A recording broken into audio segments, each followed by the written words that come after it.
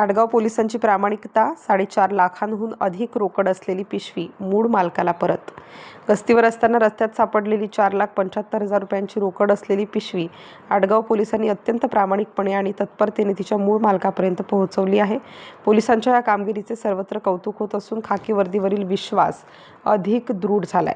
दिनांक 23 मार्च 2026 रोजी रात्री 11:15च्या सुमारास आडगाव पोलीस ठाण्यातील पीटर मोबाईल व्हॅनवरील पोलीस अंमलदार पी बागुल, पोलीस कॉन्स्टेबल 1633 आणि कोरडे, पोलीस कॉन्स्टेबल 823 हे रात्रपाळीच्या गस्तीवर होते.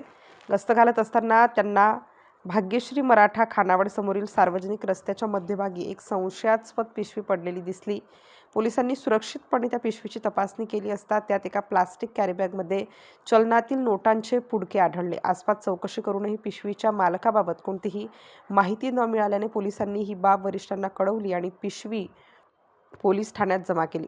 काल दिनांक 23 मार्च 2026 रोजी रात्री पेट्रोलिंग दरम्यान आमचे पीटर मोबाईलचे पोलीस कॉन्स्टेबल 1633 बागुल आणि पोलीस कॉन्स्टेबल 823 कोरडे हे पेट्रोलिंग करत असताना त्यांना एक पिवळ्या रंगाची परिवार चहाची थैली मिळाली. त्या थैलीमध्ये त्यांनी बघितले असता त्यामध्ये एकूण 5.5 लाख रुपये रोख रक्कम होती.